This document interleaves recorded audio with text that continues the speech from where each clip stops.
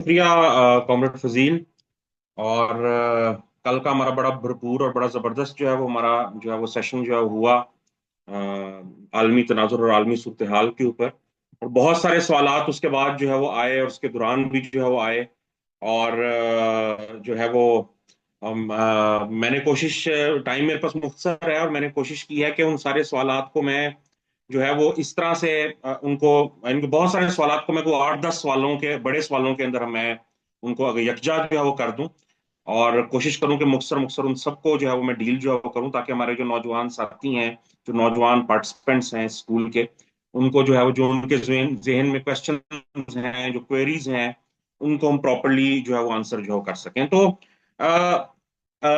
बगैर कोई वक्त जाया किए अगर हम बराह रास्त जो है वो क्वेश्चंस के ऊपर जो है वो जाएं, तो एक जो सबसे आम, जो सबसे कॉमन क्वेश्चन जो है वो पूछा गया, बार बार जो है वो बेशुमार नौजवान साथियों की तरफ से पूछा गया, वो ये पूछा गया कि जनाब, ये रियासत जो है ये तो इतनी जो है वो ताकतवर है और इसके पास जो है वो इतना बड़ा रियासती ढांचा है, इसके पास फौज है, पुलिस है, इंतजामिया है, सब कुछ जो है वो है। तो इतनी एक रियासत और उसकी इंतजामी मशीनरी और फौज, पुलिस और जेल और सब कुछ की मौजूदगी के अंदर जो है वो कम्युनिस्ट इनकलाब कैसे जो है वो बर्पा जो है वो करेंगे, और कम्युनिस्ट जो है वो सोशलिस्ट इनकलाब को कैसे पाया तकमील तक जो है पहुंचाएंगे, और जो है वो जो है वो एक सोशलिस्ट जो निज़ाम है उस सरमायादारी का खात्मा कैसे होगा, एक सोशलिस्ट निज़ाम तो कैसे जो इकदार के अंदर जो है वो जो है उसको लाया जा सकता है। तो साथियों, सबसे पहले इसमें अहम चीज ये है कि जो इनकलाब है वो अ, तो सिर्फ कोई कम्युनिस्ट नहीं करते, या सिर्फ कोई एक कम्युनिस्ट पार्टी नहीं होती जो इनकलाब जो है वो करती है। इनकलाब जो है वो मिन्नतकश तबका जो है वो करता है। अगर हम पाकिस्तान की बात करें तो पाकिस्तान में जो 25 करोड़ की आबादी है उसके अंदर से जो है वो 24 करोड़ जो है वो मिन्नतकश तबका है, या मिन्नतकश अवाम है जो यहाँ के। तो इनकलाब सिर्फ जो है वो चंद हजार कम्युनिस्टों ने नहीं करना, या एक कम्युनिस्ट पार्टी ने नहीं करना, बल्कि ये जो 24 करोड़ का मिन्नतकश तबका है, इसने जो है वो इनकलाब जो है बर्पा करना है। इसने जो है वो इक़्तिदार पे जो है वो कब्जा करना है, सरमायादाराना निजाम का खात्मा जो है वो करना है। और कम्युनिस्ट पार्टी का जो है वो क्या काम है? कम्युनिस्ट पार्टी का काम इनकलाब से पहले के अरसे के अंदर जो है वो इस सारी मेहनतकश अवाम को इनमें जाना, इनको कम्युनिज्म के नजरियात से रूशनास कराना, इनको जो है वो मजदूर तंजीमों में, ट्रेड यूनियंस में मुनज़्ज़म करना, इनमें से ये पूरे मेहनतकश तबके के अंदर से जो सबसे ज्यादा शऊर याफ्ता और सबसे ज्यादा डेडिकेटेड जो वर्कर्स हैं, जो छोटे किसान हैं, जो तलबा हैं, जो नौजवान हैं, उनको जो है वो कम्युनिस्ट पार्टी का हिस्सा बनाते हुए उनको जो है वो तजर्बाकार कम्युनिस्ट कैडर्स के अंदर जो है वो तब्दील जो है वो करना। तो ये सारे जो है वो काम है। और फिर इससे आगे बढ़ के ये जो पूरी मजदूर तहरीक है, जो मेहनतकश अवाम की तहरीक है, इसको एक साइंटिफिक प्रोग्राम देना कि जो है कि समाज की सोशलिस्ट ट्रांसफॉर्मेशन कैसे करनी है, उस हवाले से एक जो है वो साइंटिफिक, एक काबिल अमल मंतकी और साइंटिफिक प्रोग्राम देना, सरमायादारी का एक काबिल अमल साइंसी और मंतकी मुतबादल जो है वो देना, जिसके अंदर जो है वो ये हल मौजूद हो कि हम जो है वो तबकाती तफरीक का खात्मा कैसे करेंगे, हम गुर्बत का खात्मा कैसे करेंगे, हम बेरोजगारी का खात्मा कैसे करेंगे, हम जो सोशल एंड फिजिकल इंफ्रास्ट्रक्चर की पसमानदगी है उसका खात्मा कैसे करेंगे, हम यहाँ पे जो सकाफती जबर है, जो मजहबी जबर है, उसका खात्मा कैसे करेंगे, जो कौमी जबर है उसका खात्मा कैसे करेंगे, जो जरूरी सवाल है उसको कैसे हल करेंगे, जो मजलूम कौमियतों का सवाल है उसको कैसे हल करेंगे, बैरूनी जो कर्जा जात हैं, साम्राज्य कर्जे हैं पाकिस्तान के ऊपर, उनका हमारे पास क्या सोल्यूशन है। तो एक पूरा साइंटिफिक हल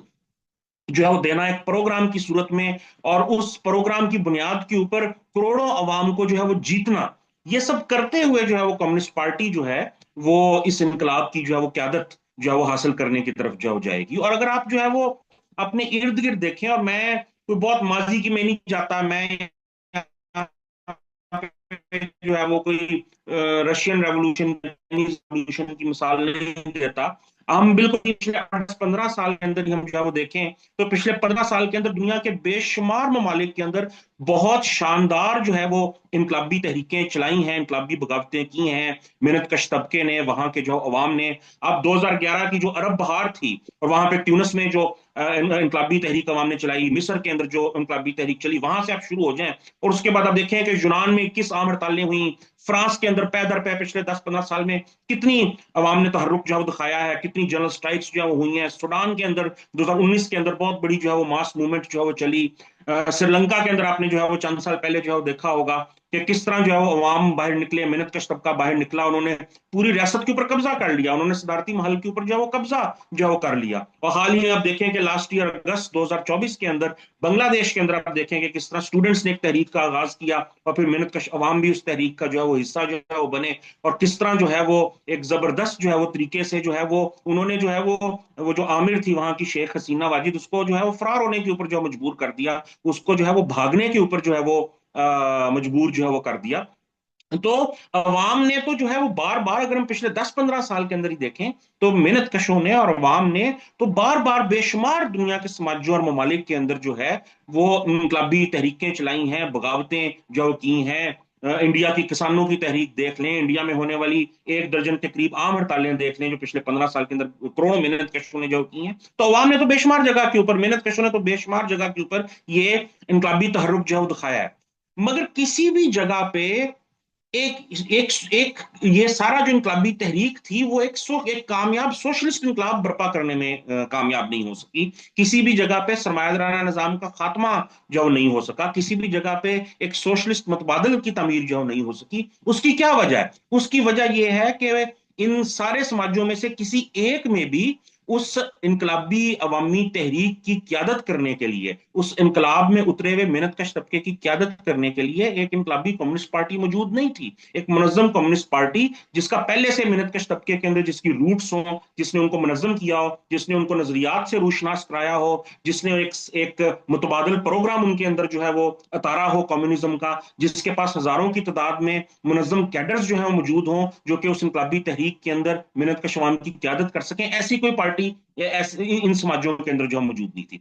तो अगर ऐसी पार्टी इनमें से जिस भी समाज के अंदर मौजूद होती, चाहे वो इजिप्ट होता या इंडिया होता या श्रीलंका होता या ईरान होता या यूनान होता या ट्यूनिस जो है वो होता, तो वहां पे जो है वो एक कामयाब सोशलिस्ट इनकलाब जो है वो बिल्कुल जो है वो 100% बर्पा किया जा सकता था, मुमकिन था जो है वो बिल्कुल।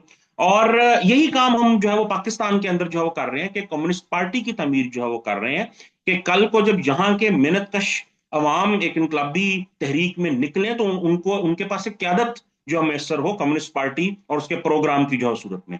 और जहां तक ये बात है कि क्या मेहनत कश तबके में इतनी ताकत है कि वो इस सरमायादाराना रियासत और इस सारी रियासती मशीनरी का तख्ता जो है पलट सके, तो 100% उसके अंदर इतनी ताकत जो है मौजूद है। आप मुझे एक बड़ी सादा सी बात मैं आपके सामने जो रखता हूं कि जो पूरा समाज का निजाम है, जो पूरा एक मीशत का निजाम है, इवन के जो रियासत का निजाम है वो कैसे जो है वो चलता है। ये हमारे घरों में जो बिजली आती है ये कौन बनाता है, इसकी तरसील कौन करता है? मेहनत कश तबका करता है। ये जो वाटर मैनेजमेंट होती है, सीवरेज की मैनेजमेंट होती है, जो फैक्ट्रियों के अंदर जो कपड़ा हम पहनते हैं, ये जो कपड़ा बनता है ये कौन जो बनाता है? ऑयल रिफाइनरियों में ऑयल कौन रिफाइन करता है? रेलगाड़ियों की मरम्मत कौन करता है? उनको चलाता जो है वो कौन है? हवाई जहाजों को उड़ाने वाले जो कौन उड़ाता है? जो पायलट होते हैं वो भी पढ़े लिखे मजदूर ही जो है वो होते हैं ना। जो इंजीनियर्स हैं, टेक्नीशियंस हैं, वो भी पढ़े लिखे मजदूर जो होते हैं जो कि मुलाजमत करते हैं और अपनी उजरत जो लेते हैं। उसी तरह अस्पतालों को, यूनिवर्सिटियों में जो काम करने वाले जो जूनियर डॉक्टर्स हैं, जो पैरामेडिक स्टाफ हैं, नर्सिज हैं या उसातिजा हैं, वो कौन है? वो भी जो है वो मेहनत कश तबके का जो है वो हिस्सा है। सड़कें कौन बनाता है? इमारतें कौन बनाता है? ईंटें कौन बनाता है? अनाज कौन जो है वो उगाता है? गंदम कौन जो है उगाता है? तो आप देखें कि पूरे का कि मेहनत कश तबके की मर्जी के बगैर समाज में एक बल्ब भी नहीं चल सकता। मेहनत कश तबके की मर्जी के बगैर एक टेलीफोन की घंटी तक जो है वो नहीं जो है बच सकती। अगर मेहनत कश तबका आज अपना हाथ रोक ले तो रेलगाड़ियां रुक जाएंगी, बिजली बंद हो जाएगी, टेलीफोन डेड जो है वो हो जाएंगे, इंटरनेट डेड जो है वो हो जाएगा, सुई गैस की तरसील जो है वो रुक जाएगी, मोबाइल फोन जो है वो उसका नेटवर्क जो है वो बंद जो है वो हो जाएगा, वाटर सप्लाई बंद जो है वो हो जाएगी, बंदरगाहें, हवाई अड्डे बंद जो है वो हो जाएंगे, स्कूल कॉलेज यूनिवर्सिटियां और सबसे बढ़ के फैक्ट्रियां जहां पे पैदावार हो रही है वो पैदावार बंद जो है वो हो जाएगी, अनाज उगना बंद हो जाएगा, क्योंकि सब कुछ मेहनत कश तबका अपनी कुवत मेहनत से जो है सब कुछ जो है वो चलाता है। तो अगर मेहनत कश तबका अपना हाथ रोक ले तो पूरा समाज, पूरी मीशत वहीं पर ही स्टैंड स्टिल जो है वो हो जाएगी, वहीं पर ही जाम होके जो है वो रह जाएगी। हत्या कि मैं आपको बात बताऊं कि ये जो बड़े बड़े रियासती अफसर होते हैं, बड़े बड़े ब्यूरोक्रेट होते हैं, ये तो कोई सरकारी हुक्मनामा इन्होंने निकालना हो तो वो सरकारी हुक्मनामा खुद टाइप नहीं कर सकते, खुद उसको कंप्यूटर पे कंपोज नहीं कर सकते, वो काम भी एक मजदूर यानी कि वो जो स्टेनोग्राफर होता है इनका वो करता है। तो उस मजदूर स्टेनोग्राफर के बगैर तो सरकारी हुक्मनामा तक ब्यूरोक्रेसी जो है वो जारी नहीं जो है वो कर सकती। तो ये ताकत है मेहनत कश जो है तबके की। और आप सोचें कि अगर ये सारा मेहनत कश तबका एक इंकलाब के अंदर एक मुल्क गिर आम हड़ताल के अंदर जो है वो पूरी रियासत और मीशत को जाम करके रख दे, तो फिर सवाल सामने आएगा ना खुल के कि जनाब कि रियासत के मीशत को चलाता कौन था, प्रोडक्शन करता कौन था। तो साबित हो जाएगा कि मेहनत कश तबका करता था। तो जब मेहनत कश तबका करता था तो फिर ये भी जो है वो फौरी तौर पे ये चीज सामने आएगी कि जब सारी प्रोडक्शन और सारे निजाम को उसको जिंदगानी देने वाला, उसको अपनी मेहनत से चलाने वाला मेहनत कश तबका है, तो फिर समाज पे हक हुक्मरानी भी मेहनत कश तबके का ही जो है वो होना चाहिए। और उस वक्त मेहनत कश तबका जो है वो उसको सिर्फ ऐलान करना होगा कि भाई हम हुक्मरान हैं, हम आज से जो है वो हुकूमत जो है वो हमारी है, सियासी इक़्तिदार जो है वो हमारा है। तो जो है वो और इनकलाब कैसे होता है, इसी सबको इनकलाब जो है वो कहते हैं। और अक्सर जो है वो दो सवाल करते हैं कि भाई ये फौज इतनी बड़ी है और ये है वो है। देखें, फौज के अंदर भी तबकात होते हैं। फौज के अंदर जो है वो सारे फौजी जो होते हैं वो जर्नैल तो नहीं ना होते। और वो जो कोठियां हैं, वो जो अयाशियां हैं, वो जो करप्शन है, वो जो लूट मार है, वो तो ऊपर एक जर्नैली अशराफिया बैठी हुई कर रही है ना। जो नीचे आम सोल्जर है, आम सिपाही है, वो तो किसी आम मजदूर का बेटा है, तो यहाँ किसी आम किसान का बेटा है, उसे तो हम कहते हैं कि वो वर्दी वाला मेहनत कश है।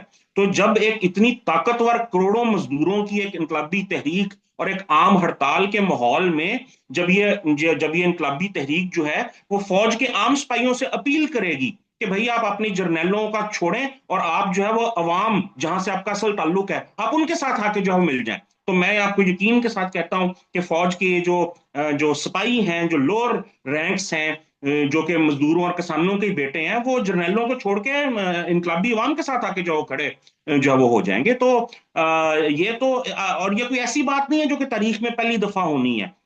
दुनिया के बेशुमार इनकलाबात के अंदर हमें सारा प्रोसेस होता हुआ जो है वो नजर आता है। तो ये एक एक तरीकाकार है कि जिससे जो है वो हम समझते हैं कि मेहनतकश तबके, मेहनतकश अवाम की ताकत के बलबूते के ऊपर जो है वो जो एक सरमायादाराना निजाम का खात्मा होगा, इस सरमायादाराना रियासत का खात्मा होगा, और एक सोशलिस्ट रियासत और एक सोशलिस्ट निजाम का जो है वो क्याम जो है वो होगा।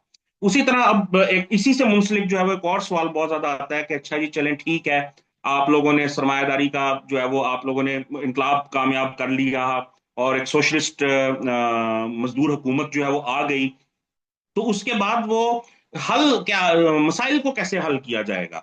ये जो गुर्बत, महंगाई, बेरोजगारी है, कर्जों का मसला है, बाकी सारे जरिए मसला है, कौमी मसला है, खवातीन पे जबर का मसला है, इंफ्रास्ट्रक्चर की पसमानदगी का मसला है, इन सारे मसाइल को हल इनका जो है वो क्या किया जाएगा, इनको जो है वो सॉल्व जो है वो कैसे जो है वो किया जाएगा। और उस हवाले से ना सबसे पहले तो मैं आपके सामने जो है वो कुछ थोड़े से अदादोशुमार जो है वो रखना चाहता हूं, ताकि आपको ये थोड़ा आइडिया हो कि ये जो समाज है पाकिस्तान का, 25 करोड़ इसकी आबादी है, उसमें 24 करोड़ मेहनतकश हैं।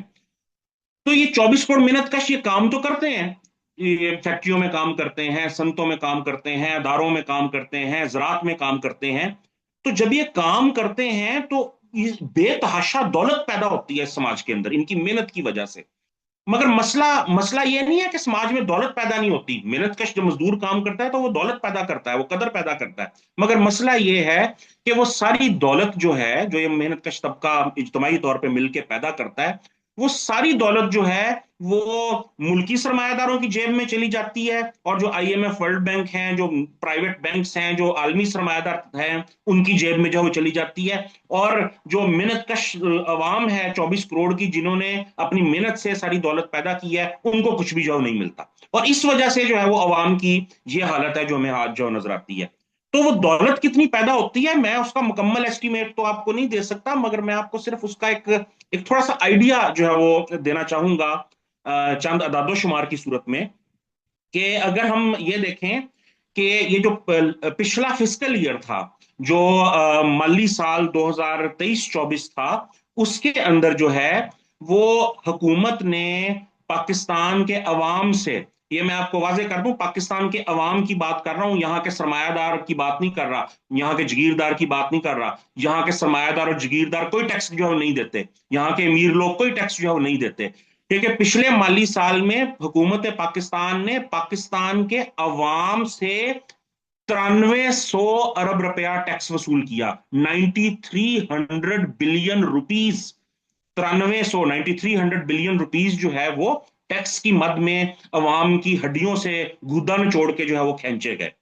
और इन 9300 अरब रुपयों का हुकूमत ने किया क्या?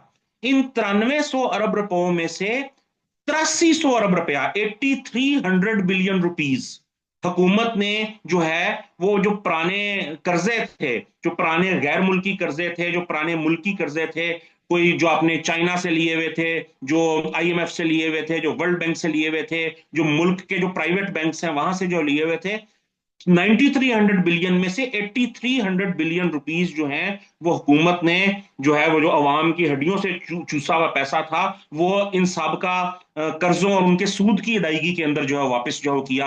आईएमएफ को वापस किया, वर्ल्ड बैंक को वापस किया, चीनी बैंकों को वापस किया, पाकिस्तान के प्राइवेट बैंकों को वापस किया। अब सवाल ये है कि ये जो सारे सबका कर्जे हैं, ये कहा जाता है कि पाकिस्तान के ऊपर कोई 130 अरब डॉलर का बैरूनी कर्जा है, और तकरीबन कोई 45,000 अरब रुपए का दाखिली जो है वो कर्जा है। तो ये जो सारे कर्जे हैं, ये सारे कर्जे क्या पाकिस्तान की अवाम ने लिए थे? ये माजी में सारे कर्जे जो लिए गए हैं, पाकिस्तान के मेहनतकश अवाम ने तो नहीं लिए, और ना ही पाकिस्तान के मेहनतकश अवाम के ऊपर खर्च हुए हैं। अगर ये इतनी बड़ी रकम जो है ये पाकिस्तान के मेहनतकश अवाम पे खर्च हुई होती, तो अवाम के इतने बुरे हालात तो ना होते, सेहत, तलीम, रोजगार की और गुर्बत की इतनी बुरी सूरत हाल तो ना होती। तो ना ये कर्जे अवाम ने लिए, ना ये कर्जे अवाम के ऊपर लगे। ये पाकिस्तान के हुक्मरान तबके, पाकिस्तान की शराफिया ने लिए, ये पाकिस्तान के सरमायादारों ने लिए, बैंकारों ने लिए, जर्नैलों ने लिए, और उन्होंने अपने ऊपर ही खर्च किए, अपनी अशियों पे खर्च किए, अपनी जायदादें बनाने के ऊपर खर्च किए, अपनी तिजोरियां भरने के ऊपर जो खर्च किए। तो जब लिए हुक्मरानों ने, खर्चे भी अपने ऊपर हुक्मरानों ने, तो इनकी वापसी अवाम क्यों करे? अवाम इनकी वापस करने की मिजाज जो है वो क्यों जो है वो हो? लेकिन लेते वो हैं, खर्चते अपने ऊपर वो हैं, मगर वापसी जो है वो अवाम की, अवाम इतनी मेहनतकश तबका इज्तिमाई तौर पे मेहनत करके इतनी दौलत पैदा करता है, और वो सारी दौलत उनसे निचोड़ के, उनसे खींच के जो है वो उसका वो सारी की सारी जो है वो कर्जों और सूद की वापसी के अंदर जो दी जाती चली जाती है। ये मैं आपको, और आप यकीन करें कि ये अभी जो पाकिस्तान में लूट खसूट चल रही है मेहनत कश अवाम के साथ, उसका एक आपको बड़ा छोटा सा आइडिया जो है मैं दे रहा हूं, एक बड़ा छोटा सा आइडिया है ये। उसी तरह अगर हम जो है वो देखें कि आपने देखा होगा कि पाकिस्तान में बिजली का इतना बहरान है, और आपने जो प्राइवेट पावर प्रोड्यूसर्स हैं, जिनको आईपीपीज, इंडिपेंडेंट पावर प्रोड्यूसर जो है कहा जाता है, जिनकी लूट मार की वजह से, जिनके मुनाफों की हवस की वजह से जो बिजली है वो इस वक्त जो है वो 65 रुपए, 65 rupees per unit, 70 rupees per unit के करीब जो है वो पहुंच चुकी है। और एक 300 यूनिट इस्तेमाल करने वाले गरीब बंदे का बिल भी जो है वो 18-18 हजार रुपया जो है वो आ रहा है। तो इन आईपीपीज को अगर आप देखें, तो ये हुकूमत के अपने सरकारी इदादो शुमार के मुताबिक पिछले महज 10 साल के अंदर हुकूमत ने कैपेसिटी पेमेंट्स की मद में इन आईपीपीज को 8350 अरब रुपया, 8350 अरब रुपया इनको पे किया। ये अगर हम इसको डॉलर में कन्वर्ट करें ना, तो 30 अरब डॉलर की रकम बनती है। ये सी पैक के अंदर वो जो चीन का साम्राज्य मंसूबा है, उसके अंदर जो चीन की सारी यहाँ पे इन्वेस्टमेंट या कर्जे आए हैं, उससे बड़ी रकम है। इतनी बड़ी रकम जो बनती है, और ये इन आईपीपीस को हुकूमत ने किस मद में पे की है? कैपेसिटी पेमेंट की मद में। और कैपेसिटी पेमेंट क्या होती है? कैपेसिटी पेमेंट वो बिजली है जो इन आईपीपीज ने कभी बनाई ही नहीं थी, जो उन्होंने कभी प्रोड्यूस ही नहीं की।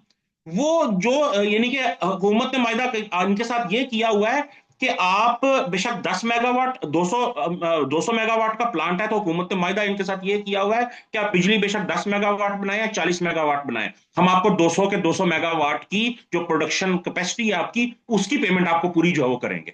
तो ये जुल्म है यहाँ पे कि वो बिजली जो कि कभी इन्होंने बनाई ही नहीं, उसकी मद में पिछले 10 साल में इनको $30 अरब के करीब जो पेमेंट जो की जा चुकी है, और उसी का नतीजा है। और वो सारा पैसा कहां से निकाला जा रहा है? वो सारा पैसा मेरी आपकी जेब से निकाला जा रहा है, यहाँ के मेहनत कश तबके की जेब से उनका उनका इस्तेसाल करके जो निकाला जा रहा है। और ये जो रवा माली साल है 2024-25, इस एक साल के अंदर हुकूमत ने कोई 2800 अरब रुपया कैपेसिटी पेमेंट्स की मद में इन आईपीपीज को देना है, और जिसका सारे का सारा जो कहां से निकलना है वो पाकिस्तान के मेहनतकश तबके की हड्डियों का से उनका खून निचोड़ के जो निकलना है। उसी तरह अगर हम पाकिस्तान में जो यहाँ पे मुल्की और गैर मुल्की जो मल्टीनेशनल कंपनियां हैं, उनकी लूट मार का एक थोड़ा सा या जो इस्तेसाल है, जितना वो मुनाफा लूटती हैं, मजदूर का इस्तेसाल करती हैं, उनकी लूट मार का हम थोड़ा सा आइडिया लेना चाहें तो मैं आपको 2023 के कुछ अदादोशुमार देता हूं कि जो 2023 का ईयर था,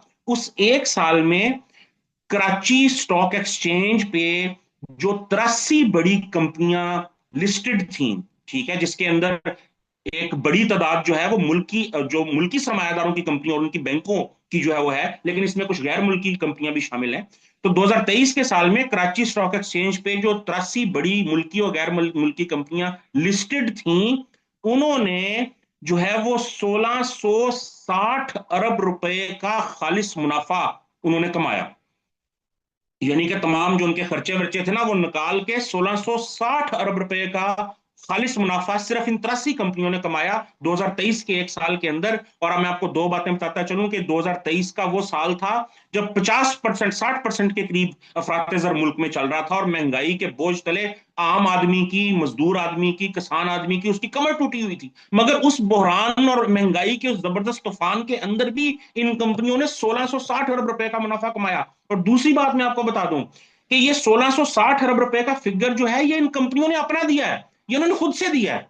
ये ऐसा नहीं है कि कोई गवर्नमेंट ने ऑडिट करके निकाला है या किसी और ने इसका अंदाजा लगाया है। ये इन कंपनियों ने खुद अपने मुंह से बताया कि हमने इतना मुनाफा जो है वो कमाया है। तो आप जरा खुद सोचें कि अगर अपने मुंह से ये कह रहे हैं कि हमने इतना मुनाफा जो है वो निचोड़ा है पाकिस्तान से, तो दर हकीकत कितना मुनाफा निचोड़ा होगा? दर हकीकत तो उससे दुगना तिगना इन्होंने जो है वो जो निचोड़ा होगा। टैक्स ही 1 टके का जो है वो नहीं जो देता है, जो जितनी बड़ी बड़ी बड़ी कंपनियां हैं पाकिस्तान में। उसी तरह 2021 के अंदर जो है वो यूएनडीपी की एक रिपोर्ट आई थी, जिसके अंदर ये बताया गया था कि जो रियासत पाकिस्तान है वो हर साल जो पाकिस्तान की हुक्मरान शराफिया है, जिसमें सरमायादार आते हैं, जगीरदार आते हैं, सिविल ब्यूरोक्रेसी आती है, मिलिट्री ब्यूरोक्रेसी आती है, जुडिशरी आती है, बैंक्स जो आते हैं, कि हर साल पाकिस्तान की हुकूमत जो है वो पाकिस्तान की इस हुक्मरान अशराफिया को टैक्स छूट की मद में, सस्ते कर्जों की मद में, सरकारी जमीन की बंदरबांट की मद में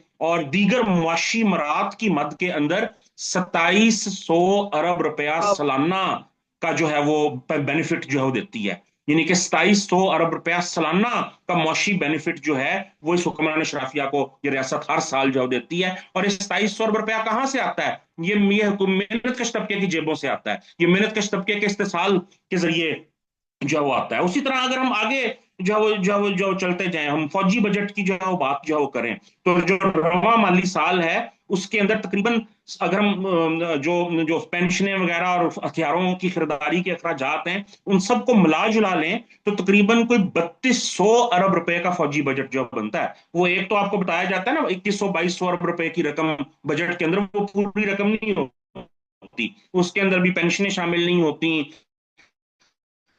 हथियारों की खरीदारी के अखराजात वगैरह शामिल, प्रोग्राम के अखराजात शामिल नहीं होते। तो अगर टोटल खर्चा निकाल लें तो तकरीबन 3150-3200 अरब रुपए सालाना के करीब इस वक्त जो है वो पाकिस्तान का फौजी बजट है। और इस 3200 अरब रुपए के फौजी बजट के अंदर एक बहुत बड़ा हिस्सा जो है वो कहाँ जाता है? वो जर्नैलों की अय्याशियों के ऊपर लगता है। वो कोर कमांडर हाउसेज, जो कोर कमांडरों के महल हैं, उनके ऊपर जो है वो लगता है। वो जो जर्नैलों की करप्शन की जो है वो नजर जो है हो जाता है। वो कोई आम सिपाहियों को जो है वो नहीं जो है वो मिलता, वो इन जर्नैलों की अय्याशी के अंदर जो है वो चला जाता है। वो सैकड़ों अरब रुपया उनकी जो है वो अपने जो उनकी तिजोरियां हैं, उनकी जो अपनी महलात हैं, वो जो उनके अपने डीएचए के प्लॉट हैं, उसके अंदर जो है वो जो चला जाता है। उसी तरह अगर हम एक एक मुख्तसर आपको मैं आइडिया दूं, एक ग्लिम्प्स दूं कि इस सारी लूटमार के नतीजे में जो पाकिस्तान के जो रूलिंग क्लास है, जो सरमायादार हुक्मरान तबका है, जो यहाँ की जो ब्यूरोक्रेसी है, सिविल मिलिट्री दोनों, इन सब में मिल मिला के इन्होंने कितना एसेट बनाया है इस सारी लूटमार के नतीजे में, इनके पास कितनी जायदादें मौजूद हैं इस वक्त। तो मैं आपको सिर्फ दो फिगर्स जो है दूंगा।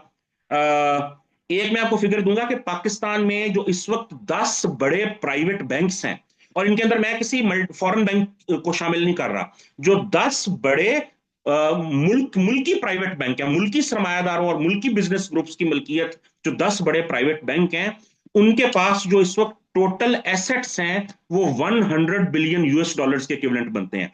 100 अरब डॉलर के इक्विवेलेंट जो बनते हैं।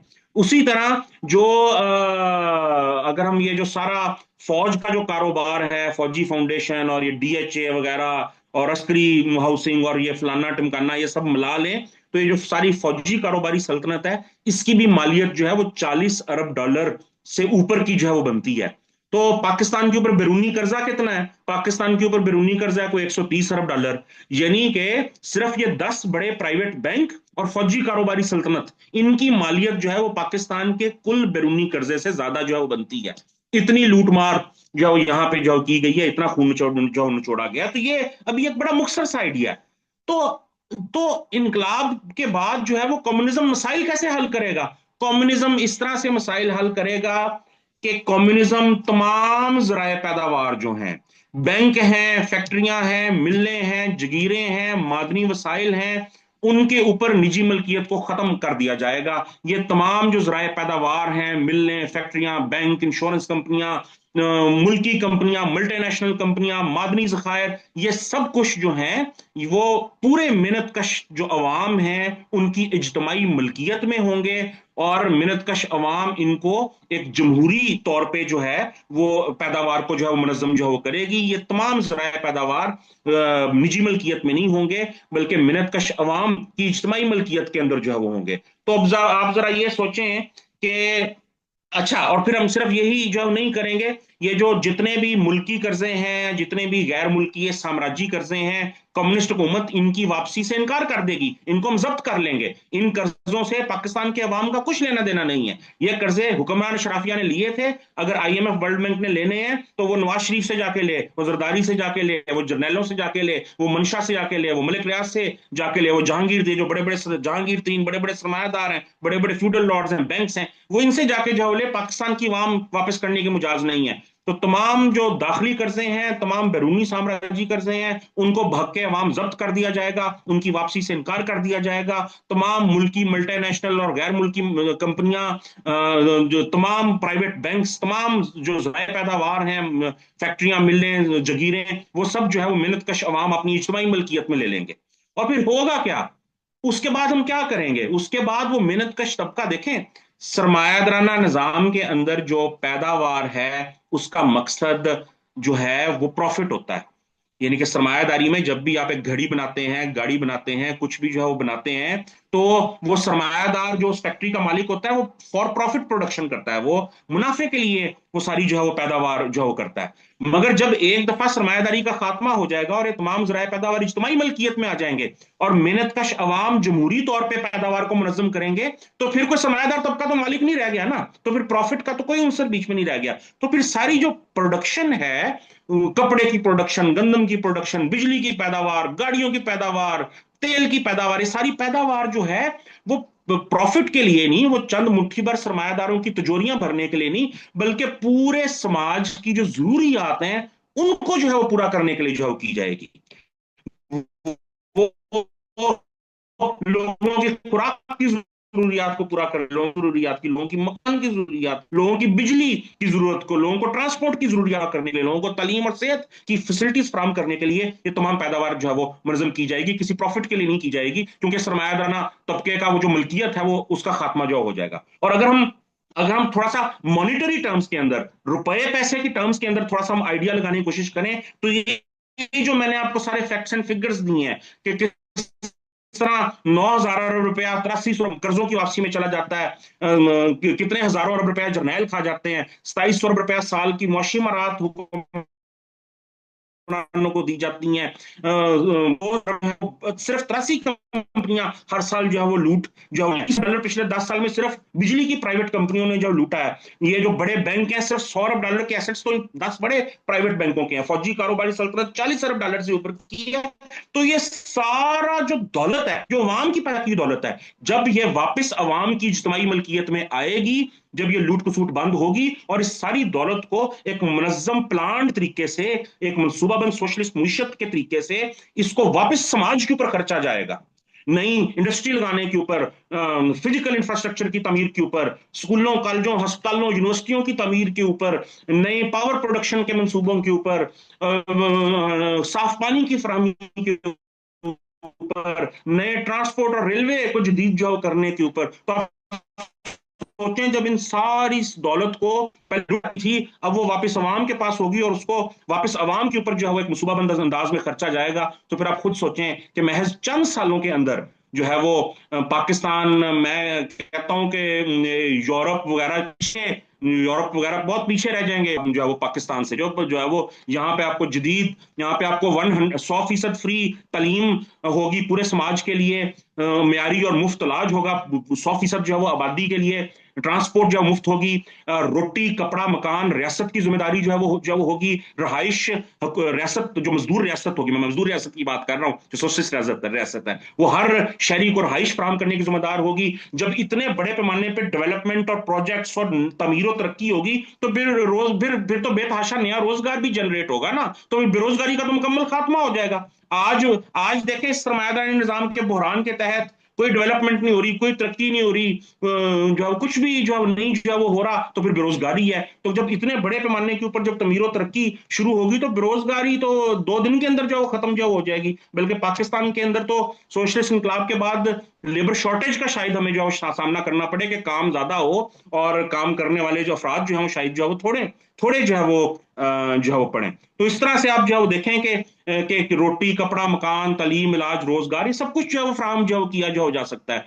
उसी तरह अगर हम देखें तो हम ये जो जितनी भी निजी तालीमी इदारे हैं, इन सबको हम इज्तिमाई मलकियत में ले लेंगे। हम जो है वो मजदूर रियासत इनको इज्तिमाई मलकियत में ले लेगी। तालीम 100% तालीम का कारोबार करना जुर्म होगा, तालीम का कारोबार करना एक जुर्म होगा, और मुफ्त तालीम सबके लिए होगी। उसी तरह जितने भी प्राइवेट जो अस्पताल हैं, प्राइवेट क्लिनिक्स हैं, और जितनी भी ये प्राइवेट फार्मास्यूटिकल इंडस्ट्री है, इस सब को भी जो है वो मेहनतकश तबका अपनी इज्तिमाई मलकियत में जो है वो ले लेगा, और जो सेहत का कारोबार करना भी जो जुर्म होगा, और 100% जो है वो मुफ्त और म्यारी सेहत की सहूलियात जो है वो मजदूर रियासत जो फ्राहम जो है वो करेगी। उसी तरह से जो है वो जब इतनी ये दौलत वापस अवाम के ऊपर लगेगी, जो अवाम की अपनी पैदा करता दौलत है, तो फिर पाकिस्तान के अंदर बेघरी का फौरन खात्मा हो जाएगा। 2-2.5 साल के अंदर पाकिस्तान में बेघरी का जो है वो खात्मा जो जो है वो कर दिया जाएगा। बिजली जो है वो इंतहाई सस्ती होगी, ट्रांसपोर्ट जो है वो इंतहाई जो है वो सस्ती जो है होगी। आप ये देखें कि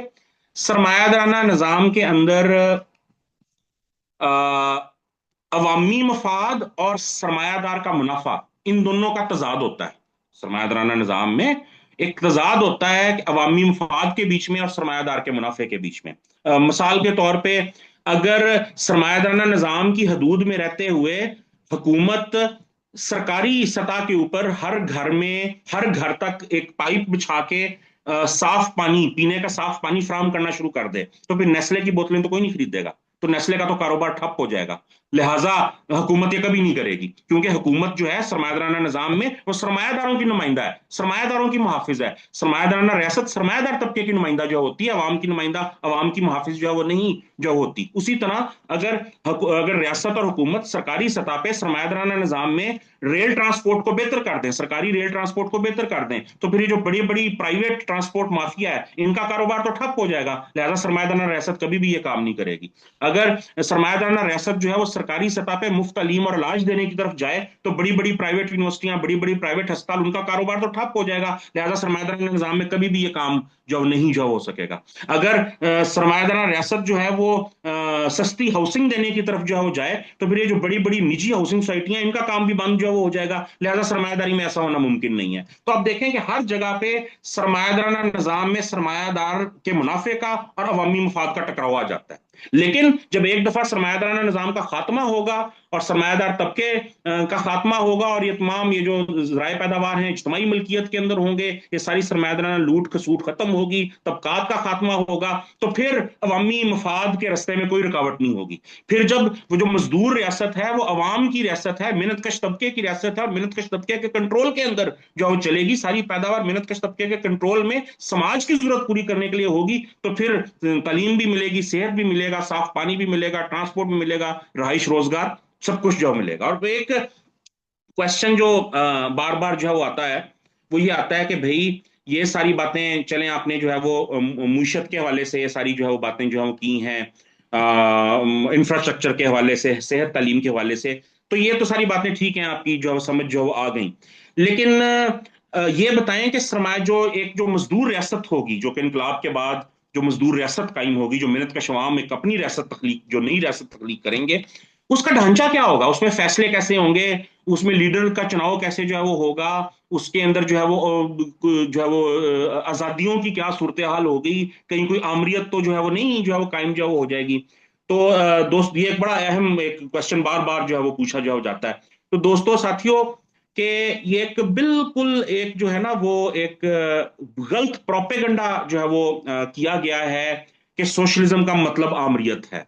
ये सारे का सारा ये सीआईए का प्रोपेगंडा है, ये मगरबी साम्राज्य मीडिया का जो है वो प्रोपेगंडा जो है वो है। हम बाद में आएंगे कि सोवियत यूनियन के अंदर वो जो स्टालिनिस्ट आमरीत थी वन पार्टी की, वो कैसे कायम हुई, उसके ऊपर मुख्तसर बात जो रखेंगे। लेकिन दर हकीकत जो सोशलिस्ट डॉक्ट्राइन है, जो कम्युनिस्ट थ्योरी है, उसके अंदर जो है वो कोई इस तरह की बात जो है वो हरगिज जो है वो नहीं है। और दर हकीकत हमारा ये दावा है कि एक मजदूर रियासत जो है, कम्युनिस्ट समाज जो है, वो मेयारी तौर पे कहीं कहीं बुलंदतर सतह की जमहूरियत होगी उसमें बनिस्बत किसी भी सरमायादाराना समाज के।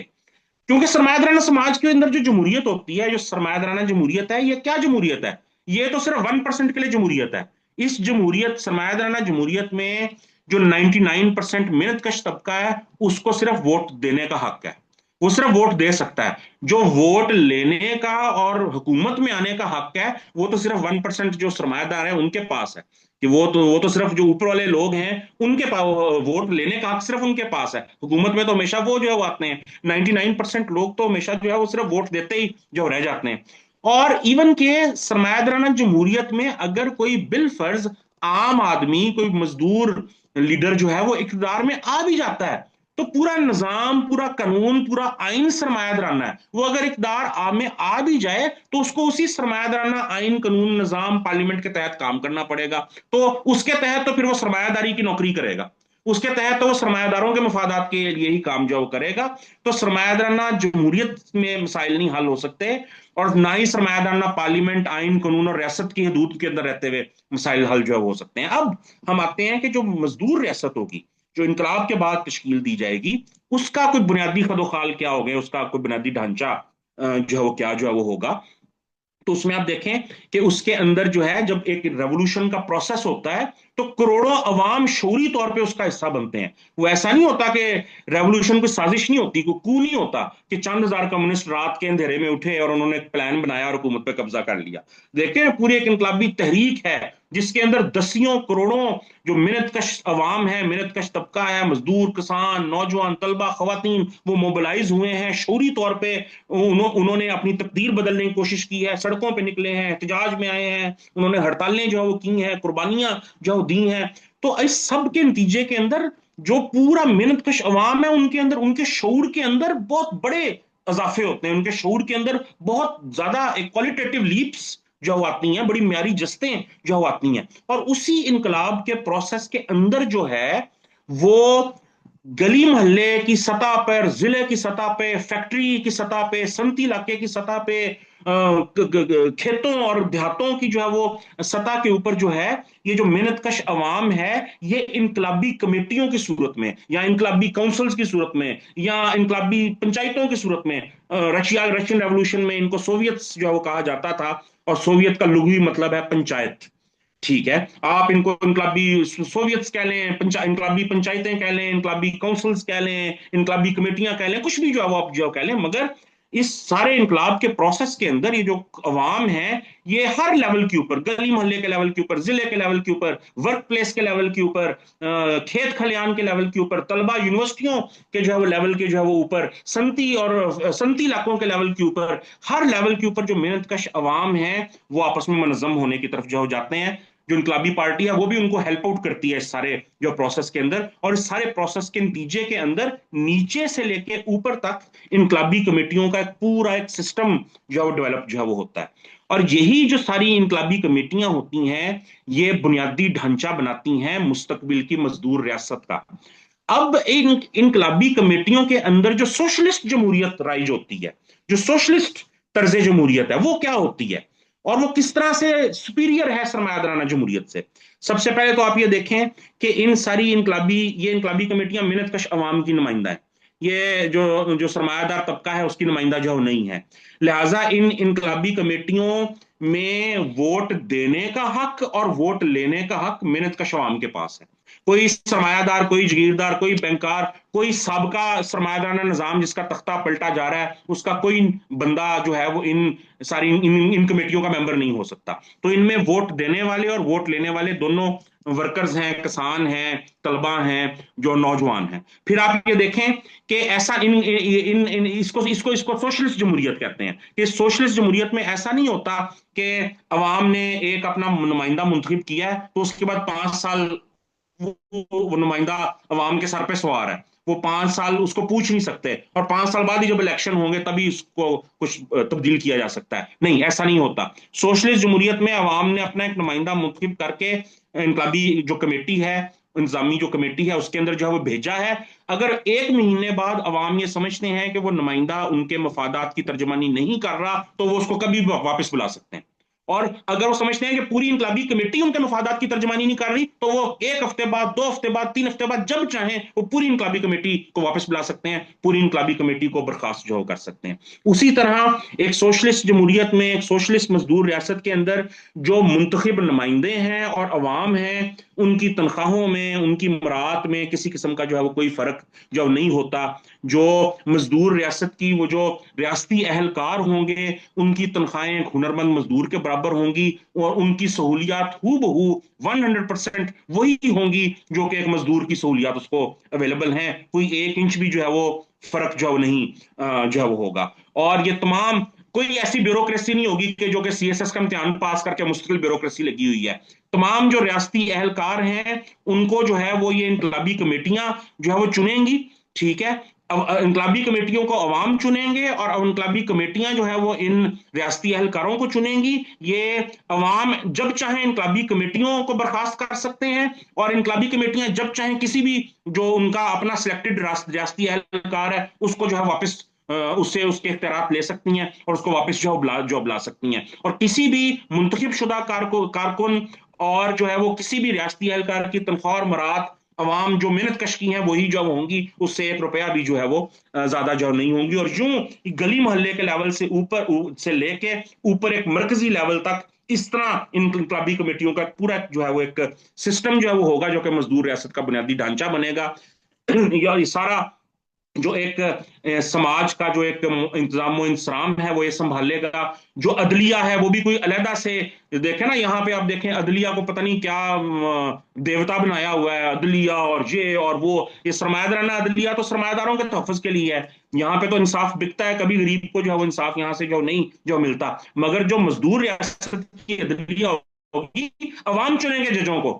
वो जो जज हैं उनको अवाम चुनेंगे, और अवाम जब चाहेंगे देखेंगे जज ठीक नहीं काम कर रहा, उसको उसी वक्त जो है वापस बुला लिया जाएगा, उसको उसी वक्त जजशिप से जो उतार लिया जाएगा, और वो इंसाफ के ऊपर वो फैसले करने के लिए जज को कोई एक्स्ट्रा तनख्वाह नहीं मिलेगी, कोई मराहत जो उसको नहीं मिलेंगी, उसकी तनख्वाह मराहत वही होंगी जो कि मजदूर की तनख्वाह और जो मराहत जो होती हैं वो अवाम मुंतखब करेगी उन जो है वो जजों को, अवाम की स्क्रूटनी के नीचे वो जो है वो कायम करेंगे, और अवाम जब चाहेंगे उनको उनके अहदे से जो है वो उतार जो हो सकेंगे।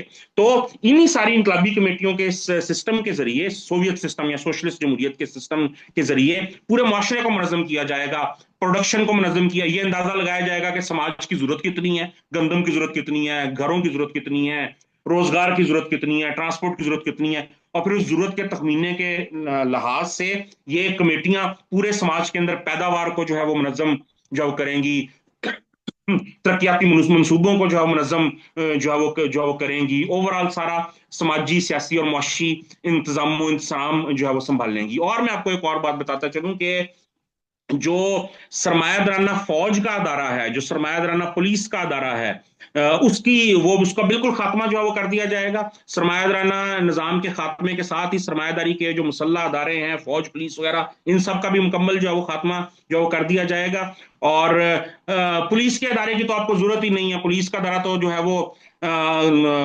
पहले बात तो यह कि बिल्कुल हम वाजे हो जाए कि पुलिस के अदारे का मकसद जो है ना वो हुक्मरान तबके के लिए अवाम को दबा के रखना होता है, अवाम को क्रश करके रखना होता है सरमायादारों के मफादात के लिए। और दूसरा वो जो कहा जाता है कि जुराइम कंट्रोल करती है पुलिस, तो भाई जुराइम जो होते हैं 90% से ज्यादा जुराइम जो हैं वो सरमायादारी की जो हिर्स है, सरमायादारी की जो हवस है, जो सरमायादारी की लूट मार है, उसकी पैदावार जो वो होते हैं।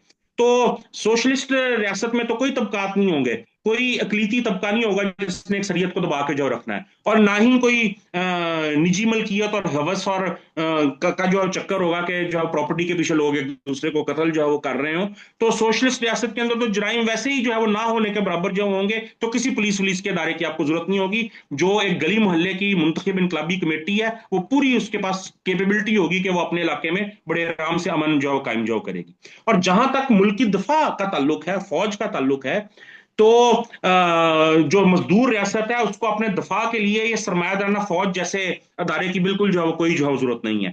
जो मजदूर रियासत है और उसकी तमाम जो मेहनत कश आबादी है, जो 24 करोड़ मेहनत कश अवाम है, उनमें से हर जो आकिल और बालिग मर्द और औरत है वो फौजी तरबियत याफ्ता होगा, और वो पूरी आबादी जो है वो फौज जो है वो होगी। एक हमने मजदूर तो पूरा मिलिशिया इंतजाम जो करा होगी, के आगे। और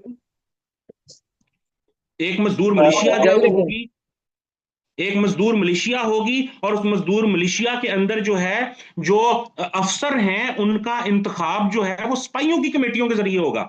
जो सिपाही हैं उनकी भी इंकलाबी कमेटियां होंगी, और अफसरों का इंतखाब सिपाहियों की कमेटियों के जरिए होगा, कोई कमीशन सिस्टम नहीं होगा। और अफसरों और सिपाहियों की जो तनख्वाह और मराहत हैं वो एक बराबर जो है वो होंगी, जिस तरह बाकी सारे समाज के अंदर जो है वो होंगी। तो अवाम से अलग अलग थलग कोई कैंटों में बैठी हुई कोई लहदा से फौज नहीं होगी, पूरी आबादी जो मेहनत कश आबादी है वो तरबियत याफ्ता होगी, और जो है वो अगर कोई वक्त पड़ेगा तो वो सबसे बेहतर तरीके से अपने इलाके का और अपनी जो है वो जो अवाम के मफादात है उनका दफा जो है वो करेगी। अब एक बात यहाँ पे जहन में रखें कि जो एक मजदूर रियासत और उसकी मजदूर फौज है, उन्होंने कोई कब्जागिरी की जंगें नहीं लड़नी, उन्होंने कोई दूसरी कौमों को अपना मुती बनाने की जंगें नहीं लड़नी, उन्होंने कोई साम्राज्य जंगें नहीं लड़नी। उन्होंने जब भी अगर कभी उनको जंग लड़नी पड़ी तो उनको अपने दफा के अंदर वो जो है लड़ेंगे, अपने इनकलाब के दफा के अंदर जो लड़ेंगे, मेहनत कश अवाम के मफादात के दफा के अंदर लड़ेंगे। और जब वो अवाम के अंदर से निकली हुई फौज होगी, अवाम की मर्जी के मुताबिक जो है वो उसके अंदर फैसले होंगे, और अफसर सिपाही एक बराबर जो है वो होंगे, सिपाहियों अफसरों का इंतखाब सिपाहियों के जरिए होगा। तो आप यकीन करें कि जब इनकलाब के दफा की बारी आएगी तो वो फौज जो है वो दुनिया की कोई दूसरी ताकत उसको जो है वो हरा जो नहीं सकेगी। उसी तरह जो है वो अगर हम बात करें कि जो अकलीतें हैं उनको, जो मजदूर रियासत है वो मुकम्मल तौर पे सेकुलर होगी, उसका किसी रंग नस्ल मजहब कौम जुबान फिरके के साथ कोई ताल्लुक नहीं होगा। तमाम मजहबी अकलीतों को, तमाम जो फिरका वराना अकलीतें हैं उनको मुकम्मल आज़ादी होगी कि वो पुरअमन तरीके से जो भी उनका मजहब है, जो भी वो जाती तौर पर रिलीजन रखना चाहते हैं वो उसको फॉलो जो कर सकते हैं। जो खवातीन के ऊपर जो तमाम तर सकाफती जबर है, जो रुजती कवानीन सरमायादारी में खवातीन के खिलाफ बनाए जाते हैं, उनका मुकम्मल खात्मा होगा, और खवातीन और मर्द के बीच में किसी किस्म की कोई जो है वो तफरीक जो है वो नहीं जो है वो होगी। और जो है वो हम जो है वो हम सिर्फ ये जो नहीं करेंगे कि हम सिर्फ कवानीन जो है वो बना दें। हम औरत को घरेलू जबर से, घरेलू गुलामी से निजात जो दिलाएगा कम्युनिज्म। आप देखेंगे, अब आप अपने इर्द गिर्द देखें तो पाकिस्तान में तो एक आम तबके की औरत जो है, मजदूर की औरत, किसान की औरत, इवन के दरमियाने तबके की औरत भी जो है, उसकी 70% जिंदगी तो बच्चे पालने के अंदर, कपड़े धोने के अंदर और खाना बनाने के अंदर जो गुजर जाती है। तो जब हम ये सवाल करते हैं कि जब फैक्ट्रियां, ट्रक, बड़ी बड़ी मशीनें सनतों में बन सकती हैं बड़े पैमाने के ऊपर, तो खाना इंडस्ट्रियल लेवल के ऊपर बड़े पैमाने पे क्यों नहीं बन सकता? तो फिर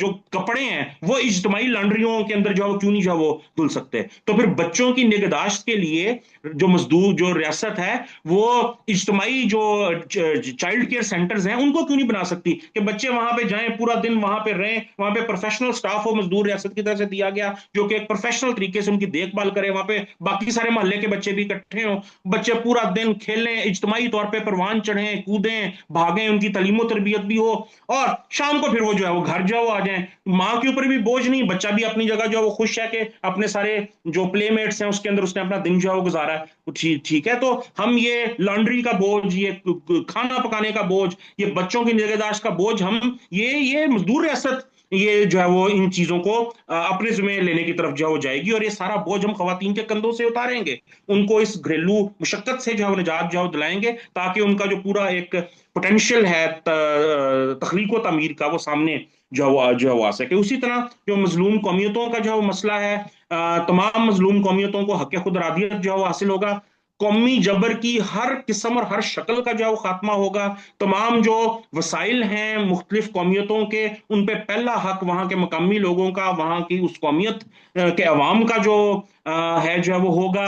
मजदूर रियासत की कोई सरकारी सकाफत नहीं होगी, कोई सरकारी जुबान नहीं होगी, तमाम जुबानों को, तमाम सकाफतों को एक जैसा दर्जा दिया जाएगा, उनको एक तरह से जो है वो प्रमोट जो है वो किया जाएगा। उसी तरह मजदूर रियासत की खारजा पॉलिसी, ये बड़ी एक अहम सवाल है, मजदूर रियासत खारजा पॉलिसी के अंदर जो है वो किसी जो है वो साम्राज्य पॉलिसी का दफा नहीं करेगी, किसी कब्जागिरी की तरफ की हिमायत जो नहीं करेगी, किसी जालिम की जो है वो हिमायत जो नहीं करेगी, किसी दूसरे मुल्क के अंदर जो है वो किसी किस्म की कोई साम्राज्य मुदाखलत जो नहीं करेगी। मजदूर रियासत की पॉलिसी कम्युनिज्म की पॉलिसी होगी, दुनिया भर के मिन्नत कशों के एक हो जाओ की पॉलिसी होगी। ये मजदूर रियासत जो है वो सिर्फ पाकिस्तान के मिन्नत कश तबके की नहीं होगी, ये दुनिया भर के मिन्नत कश तबके की मजदूर रियासत जो है वो होगी। और ये मजदूर रियासत दुनिया भर के अंदर जो है वो जो मिन्नत कश तबके की तहरीकें हैं, उनके इनकलाबात हैं, उनको उनको हर मुमकिन मदद, हर किस्म की मदद जो है फ्राहम जो करेगी, ताकि जो है वो, क्योंकि देखें सरमायादाराना निज़ाम एक आलमी निज़ाम है, और कम्युनिज्म अगर इससे अगला निज़ाम है तो कम्युनिज्म इससे ज्यादा आलमी निज़ाम ही हो सकता है। ऐसा नहीं हो सकता कि सरमायादारी आलमी निज़ाम है तो कम्युनिज्म एक कौमी निज़ाम जो है वो हो, सरमायादारी आलमी है तो कम्युनिज्म को उससे बढ़ के आलमी होना पड़ेगा, कम्युनिज्म उससे आगे का निज़ाम है, उससे पीछे का निज़ाम नहीं है। तो कम्युनिज्म सही मानों में आलमी सतह पे, ग्लोबल लेवल पे जो है वो स्टैब्लिश जो हो सकता है, एक मुल्क की हदूद के अंदर स्टैब्लिश जो नहीं जो वो हो सकता। इसी वजह से आलमी इनकलाब, एक आलमी इनकलाब और एक आलमी कम्युनिस्ट समाज का क्याम, यही हमारी हतमी जो है वो मंजिल जो है वो है। और जिस भी मुल्क के अंदर एक इनकलाब होगा, एक मजदूर रियासत की तख्लीक होगी, तो उसकी खारजा पॉलिसी का सबसे पहला असूल ये होगा कि वो आलमी इनकलाब की जद्दोजहद को आगे बढ़ाने के अंदर अपना रोल प्ले जो करने की तरफ जो हो जाएगी। उसी तरह मेरे पास जो है वक्त जो है बहुत ज्यादा जो मुख्तसर है, और ये मेरा ख्याल है कि मैंने इन तीन चार बड़े सवालों की सूरत में जो एक जो ज्यादातर क्वेश्चंस आते थे उनको मैंने जो है वो एक डील जो है वो कर दिया है। और इसमें एक क्वेश्चन जो है वो बार बार जो आता है कि जनाब कम्युनिज्म के अंदर, कम्युनिस्ट निजाम के अंदर जो मेरा जाती घर है, वो कोई जाती घर तो मुझसे नहीं ली जो ले लिया जाएगा। तो उसमें साथियों आप देखें, दो चीजों में फर्क करना सीखें। एक है जाती मलकियत, मेरी गाड़ी, मेरा मोटरसाइकिल, मेरी किताबें, मेरा घर जिसमें मैं रहता हूँ, जो मेरी जाती इस्तेमाल की चीजें हैं, ये है मेरी जाती मलकियत। कम्युनिस्ट जाती मलकियत के मुखालिफ नहीं है। जो आपकी गाड़ी है वो आपकी रहेगी, जो आपका जाती घर है वो आपका ही रहेगा, आपकी किताबें, आपके कपड़े जूते आपके रहेंगे। कम्युनिस्ट जाती मलकियत के मुखालिफ नहीं है। कम्युनिस्ट निजी मलकियत, प्राइवेट प्रॉपर्टी, पर्सनल प्रॉपर्टी नहीं, प्राइवेट प्रॉपर्टी के मुखालिफ हैं, निजी मलकियत के मुखालिफ हैं। फैक्ट्री जागीर, मादनी वसाइल बैंक, ये यानी कि वो सारे जो दौलत पैदा करने के जरिए हैं, उनकी प्राइवेट ओनरशिप जो है वो नहीं होगी। बाकी जो आपकी पर्सनल ओनरशिप है, जो आपकी जाती इस्तेमाल की चीजें हैं, घर गाड़ी, ये वो आपके पास ही, उनके साथ कम्युनिस्ट निजाम का कुछ लेना देना जो वो नहीं है। और उसी तरह जो है वो एक क्वेश्चन जो है वो बार बार, जो बड़ा इंपॉर्टेंट क्वेश्चन है, वो सोवियत यूनियन के हवाले से जो है वो आता है कि सोवियत यूनियन जो है वो क्यों, उसका जो है वो इन्हदाम जो है वो हुआ, और इतना बड़ा एक जो है वो एक स्टेट, जो मजदूर रियासत थी, सोशलिस्ट एक निजाम था, तो वो क्यों जो है वो उसका जो है वो कोलैप्स हुआ। और उसके अंदर फिर एक पूरी हिस्ट्री है कि देखें, मैंने आपको पहले अभी हम बात करते हुए जो है वो मैंने जिक्र जो है वो किया था कि कॉमरेड फजील, मुझे जरा टाइम का बता दें कि मेरे पास कितना टाइम है और। कॉमरेड, टाइम तो वैसे आपका हो चुका है खत्म, मगर आप बस कर दें, क्योंकि काफी सवाल बहुत ज्यादा और भी आ गए हैं, उनको भी एड्रेस करना है। मुझे बस ये आखिरी सवाल जो है वो करने दें, क्योंकि अभी तक मेरे पास जितने भी कमो बेश सवाल थे उन सबको मैंने, इन जो अभी तक मैंने सारी बात की है, उनको मैंने कमो बेश जो है वो कवर जो है वो कर दिया है। तो बस ये आखिरी एक मेन सवाल है जिसको मैं, मेरा ख्याल है कि कवर करना ठीक है, जरूरी है। ठीक है। 5 मिनट तो ले लें आप। साथियों, जैसा कि मैंने पहले कहा कि जो अगर आप देखें कि 1848 में मार्क्स और एंगल्स ने जब कम्युनिस्ट मैनिफेस्टो लिखा था, तो उसके उसके सरवर्क पे लिखा हुआ है, दुनिया भर के मेहनत कशो एक हो जाओ। ये जो दुनिया भर के मेहनत कशो एक हो जाओ है, ये कोई अखलाकी नारा नहीं है कम्युनिस्टों का। इसकी बड़ी ठोस वजूहात हैं कि हम आलमी मजदूर तहरीक की बात क्यों करते हैं, हम एक आलमी कम्युनिस्ट इनकलाब की बात क्यों करते हैं, हम क्यों ये कहते हैं कि कम्युनिज्म सिर्फ एक सही मानों में एक आलमी निजाम के तौर पर ही कायम हो सकता है। उसकी आप वजह देखें कि आज जो सरमायादाराना निजाम है वो पहली आलमी निजाम है। आप अपने हाथ में जो मोबाइल फोन है उसको देखें जरा, वो मोबाइल फोन क्या किसी एक मुल्क में बना है? उसकी कंप्यूटर चिप किसी मुल्क में बनी है, उसका सॉफ्टवेयर किसी मुल्क में बना है, उसकी स्क्रीन किसी मुल्क में बनी है, उसकी असेंबली किसी मुल्क में जो हुई है, उसकी पैकिंग किसी मुल्क में हुई है। तो एक मोबाइल फोन की प्रोडक्शन के अंदर कोई 3 दर्जन मुल्क इन्वॉल्व है। उसी तरह जो आप एक मोटरसाइकिल इन्वॉल्व करते हैं, उसका इस्तेमाल करते हैं, इंजन कहीं से आ रहा है, चेन कहीं से आ रही है, रेडिएटर टायर कहीं से आ रहे हैं, वगैरह वगैरह। तो आप देखें कि आज तो एक ग्लोबल इकोनॉमी है, और जो पैदावार है, कोई भी आप प्रोडक्ट उठा के देखें तो उसकी सप्लाई चेन पूरी दुनिया में जो फैली हुई है। तो सरमायादाराना निजाम एक आलमी निजाम है। तो सोशलिज्म जो है वो इससे आगे की चीज है, इससे पीछे की चीज नहीं है। तो सही मानों में जो सोशलिज्म या कम्युनिस्ट जो पैदावार है, जो सोशलिस्ट या कम्युनिस्ट इकोनॉमी है, वो मुकम्मल तौर पे हकीकी मानों में आलमी सतह पर ही जो है वो उसको मनज़म जो किया जा सकता है। यानी कि इनकलाब का आगाज बिलाशुबा एक मुल्क से या चंद मुल्कों से होगा, और इनकलाब के बाद वहां पे जो इब्तदाई इकदामात हैं, जो इब्तदाई सोशलिस्ट इकदामात हैं, वो भी शुरू कर दिए जाएंगे, जैसा कि मैंने पिछले सारा बताया कि पाकिस्तान में इनकलाब के फौरन बाद क्या क्या जो है वो किया जा जाएगा। लेकिन जो एक मुकम्मल सोशलिस्ट निज़ाम है, एक मुकम्मल सोशलिस्ट समाज है, सोशलिस्ट कम्युनिस्ट पैदावार को एक मुकम्मल तौर पर मुनज़्ज़म करने वाली चीज है, वो दुनिया के किसी एक मुल्क की हदूद में नहीं हो सकती। वो दुनिया की किसी एक मजदूर रियासत की हदूद में नहीं हो सकती, चाहे वो पाकिस्तान हो या यूनाइटेड स्टेट्स ऑफ अमेरिका हो। अमेरिका में भी अगर मजदूर इनकलाब आ जाए तो उस एक मुल्क की हदूद के अंदर जो है वो आप एक मुकम्मल सोशलिस्ट या कम्युनिस्ट निज़ाम डेवलप जो नहीं जो कर सकते। सरमायादारी आलमी है तो कम्युनिज्म उससे बढ़ के जो आलमी है, तो कम्युनिस्ट समाज एक आलमी सतह पर ही, एक आलमी इंकलाब के जरिए ही कायम जो हो सकता है। इस वजह से मार्क्स ने सबसे पहले कम्युनिस्ट इंटरनेशनल बनाई थी, मजदूरों की एक आलमी इंकलाबी तंजीम जो बनाई थी, और दुनिया भर के मेहनत कशो एक हो जाओ का जो नारा दिया था। अब हम बात कर रहे थे सोवियत यूनियन के ऊपर। अब मसला कॉमरेड्स ये हुआ कि सोवियत इनकलाब जो था वो आलमी इनकलाब में नहीं बदल सका। 1917 में जब रशियन रेवोल्यूशन हुआ, तो उसके बाद उस वक्त जो है वो दीगर ममालिक के अंदर भी जो है वो इनकलाबात जो हुए।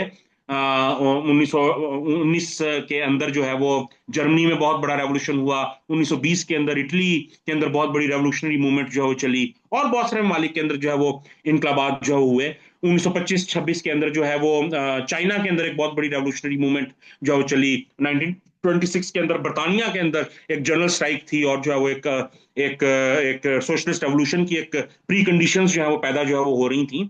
तो ये सारी सूरत हाल आपको रशियन रेवोल्यूशन के साथ साथ आपको नजर आती है। मगर बदकिस्मती से ये तमाम इनकलाबात जो हैं वो नाकाम हो गए। वो कामयाब नहीं हो सके। मेहनत कश अवाम ने कुर्बानियां तो बहुत दी, मगर वो इक़्तिदार पे कब्जा करके कामयाब सोशलिस्ट निज़ाम जो है वो नाफिज जो नहीं जो है वो कर सके। और उसकी बहुत सारी वजूहत थी। कई जगहों पे जो कम्युनिस्ट पार्टियां थी ही नहीं, कई जगहों पे जो बाएं बाजू की क्यादतें थी उन्होंने गलतियां की, नजरियाती गलतियां की, समझौतेबाजियां की, वो नाकाम जो है वो हो गए। और ये क्यादत मेनली क्यादत की कमजोरी का, क्यादत का ना होना या क्यादत की नजरियाती कमजोरी जो थी, वो इन तमाम इनकलाबात की नाकामी की वजह थी। अब इन तमाम इनकलाबात की नाकामी के नतीजे में हुआ क्या कि जो सोवियत इनकलाब था वो एक मुल्क में आइसोलेट होकर रह गया। सोवियत इनकलाब जो 1917 का रशियन रेवोल्यूशन था, वो एक मुल्क यानी एक मजदूर रियासत सोवियत यूनियन में आइसोलेट होकर रह गया। और वो एक सोवियत यूनियन था और उसको चारों तरफ से घेरा डाला हुआ था साम्राज्य ताकतों ने। बरतानिया ने, जर्मनी ने, अमेरिका ने, सारी साम्राज्य कूतों ने उसकी मुआशी नाकाबंदी जो की हुई थी। और यूं जो वो सारा जो रेवोल्यूशन था वो फैलने की, वो तमाम तर वो इनकलाबात जो उसके इर्द गिर्द हुए वो नाकाम हो गए। और जिसकी वजह से जो है वो सोवियत रेवोल्यूशन जो है वो आइसोलेट जो होके जो रह गया। मैं यहाँ पे फिर वाजे कर दूं कि वो जर्मन इनकलाब और वो इटालियन इनकलाब की नाकामी की वजह वहां के अवाम की कोई कमी नहीं थी, वहां पे जो क्यादतें थी, सोशलिस्ट क्यादतें, उनकी नजरियाती कमजोरियां उसकी जो थी। मगर बहरहाल जो भी वजह थी, सोवियत यूनियन जो है वो वर्कर स्टेट के तौर पे आइसोलेट जो हो गया। उसकी साम्राज्य मुल्कों ने उसकी मुआशी, फौजी, सियासी हर तरह की नाकाबंदी कर दी। फिर आपको शायद इस चीज का इलम ना हो कि 1918 के अंदर दुनिया के 21 साम्राज्य ममालिक ने, जिनकी क्यादत ये अमेरिका, बरतानिया और फ्रांस वगैरह कर रहे थे, इन्होंने सोवियत इनकलाब को फिजिकली क्रश करने के लिए इन्होंने फौजियां अपनी जो है वो रशिया के अंदर जो भेजी। और 1918 से लेकर 1921 तक रशिया के अंदर जो बोल्शेविक मजदूर हुकूमत थी, उसने इन 21 साम्राज्य मुल्कों के खिलाफ अपना फौजी दफा किया। और वो कामयाब तो हो गए इनकलाब का दफा करने में। तो जो सुर्ख फौज थी सोवियत यूनियन की, जो ट्रॉट्स्की की तश्कील की हुई थी, वो सोवियत इनकलाब का दफा करने में तो कामयाब हो गई। मगर उस सारे प्रोसेस के अंदर सोवियत मीशत को, सनत को, इंफ्रास्ट्रक्चर को भी बहुत ज्यादा नुकसान पहुंचा। सोवियत जो इनकलाबी पार्टी थी उसके बेहतरीन कैडर्स जो थे वो इनकलाब के दफा में कुर्बान जो है वो हो गए। और जारी बात है, मैं आपको ऐसे मिसाल देता हूँ ना कि आपके पास एक लेबोरेटरी है, आप उस लेबोरेटरी में एक एक्सपेरिमेंट कर रहे हैं, वो बाहर से गुंडे आए और आपकी लेबोरेटरी का सारा सामान तोड़ दें, ठीक है, और आप अपनी लेबोरेटरी को बचाने में तो कामयाब हो जाएं, मगर उस प्रोसेस के अंदर लेबोरेटरी को नुकसान भी ठीक ठाक हो जाए, और फिर आप जब दोबारा उस लेबोरेटरी को रीबिल्ड करें, तजर्बा करने की कोशिश जो वो करें, और फिर अगर उस तजर्बे में कोई कमी बेशी हो तो आपको ये कहा जाए कि लो जी आपका तो तजर्बा नाकाम जो हो रहा। वो भाई नाकाम ना होता अगर गुंडे बाहर से ना आते और लेबोरेटरी के अंदर इतनी तोड़ फोड़ जो है वो ना जो है वो करते। तो एक मिसाल आप जो है इस तरह से भी जो ले सकते हैं। और फिर एक दूसरी मिसाल,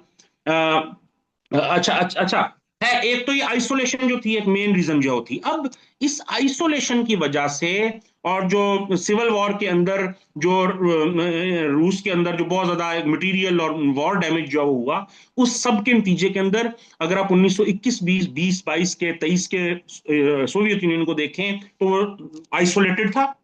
चारों तरफ से उसकी मुआशी साम्राज्य नाकाबंदी हुई हुई थी। और जंग में वो जीत तो गए थे, इनकलाब का दफा तो कर गए थे, मगर उस प्रोसेस के अंदर वहां पे तबाही भी बहुत ज्यादा जो फैली थी। तो एक तबाह हाल बैकवर्ड कंट्री था, जहां पे मजदूर हुकूमत और मजदूर रियासत थी, और जिसको चारों तरफ से साम्राज्य दुनिया ने घेरा हुआ था। और ये वो कैफियत थी जिसके अंदर फिर जो सोवियत जो रियासत थी उसके अंदर जो है वो फिर एक ब्यूरोक्रेसी का उभार हुआ, एक अफसर शाहाना आमरीत का उभार जो हुआ।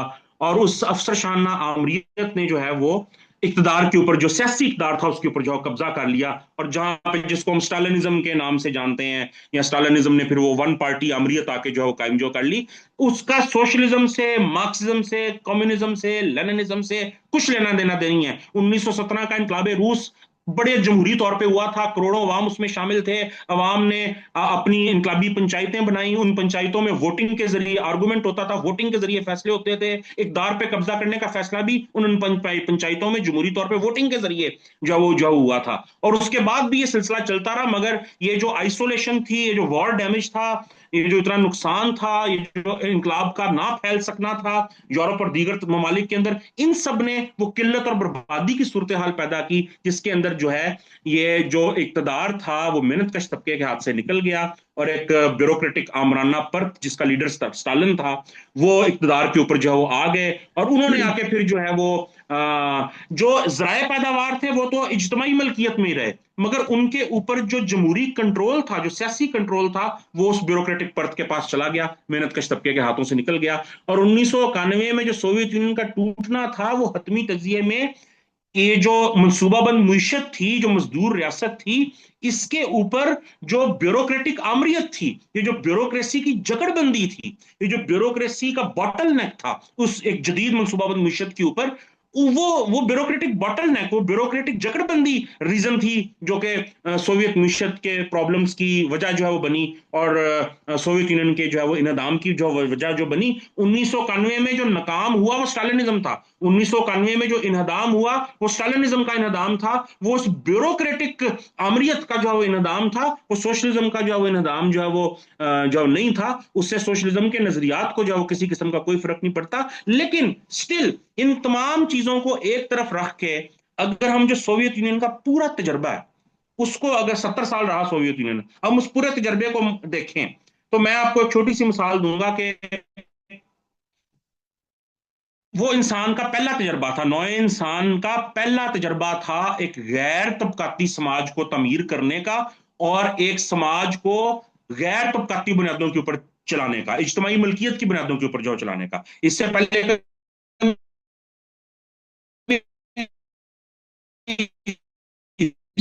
में ऐसा एक्सपेरिमेंट जो नहीं, जो इंसान ने जो बाकी तजर्बा पहली दफा 600 मुसाफिर बिठा के एक बर आजम से दूसरे बर आजम चला जाता है, ऐसा ही है ना। 1903 में राइट ब्रादरान ने अपना पहला जहाज उड़ाया था, तो वो 10 मीटर ऊपर गया था और आधे किलोमीटर बाद वापस जमीन के ऊपर आ गया था, ये था जहाज का पहला तजर्बा। ऐसा ही उसी तरह अगर हम ये जो रेलवे इंजन है, आज आप बुलेट ट्रेन से 600 किलोमीटर फी घंटा के ऊपर सफर करती हैं। जब स्टीम इंजन नया नया बना था तो वो घोड़ा तेज दौड़ता था, स्टीम इंजन आहिस्ता दौड़ता था। घोड़ों के मालकान कहते थे ये तुम्हारे घोड़ों से भी जो है वो आहिस्ता जो है वो चलता है, तो हमें इस रेलवे का जो है वो क्या जो है फायदा है।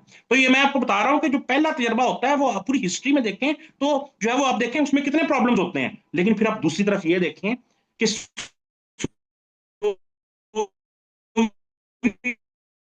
यूनियन भी गैर तबका कितना कामयाब था कि इनकलाब के 10-15 साल के अंदर अंदर सोवियत यूनियन बगैर किसी दुनिया के दूसरे मुल्क को लूटे, बगैर मजदूरों का इस्तेसाल किए, बगैर किसानों को लूटे, बगैर दुनिया के किसी मुल्क के ऊपर कब्जा किए, इनकलाब के 15 साल के अंदर सोवियत यूनियन दुनिया की दूसरी बड़ी फौजी, सनती, तकनीकी और मौशी सुपर पावर था। इनकलाब के 15 साल के अंदर अंदर सोवियत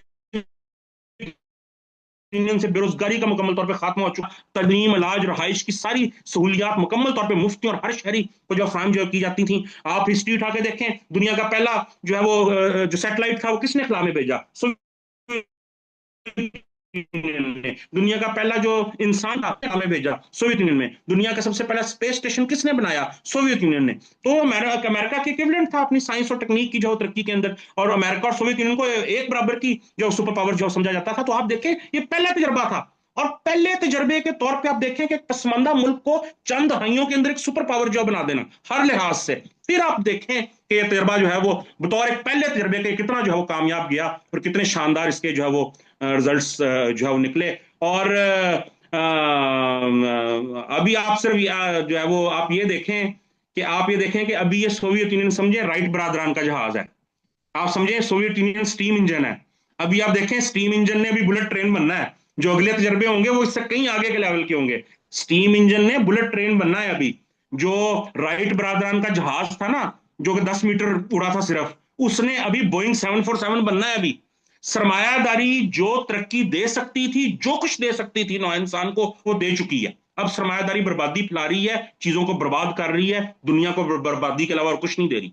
सोशलिज्म का तो अभी पहला तजर्बा हुआ था सोवियत यूनियन की सूरत में। आप देखें आगे जो तजर्बात होंगे वो जो है वो किस लेवल के ऊपर होंगे और क्या जो है वो अचीव करेंगे। कॉमरेड्स, माजरत मेरा टाइम जो है वो खत्म हो गया है। कुछ सवाल यकीनन रह गए होंगे, मुझे दोबारा अगर कुछ समझ में थोड़ा मौका मिला तो मैं उनको कवर करने की कोशिश करूंगा। बहुत शुक्रिया।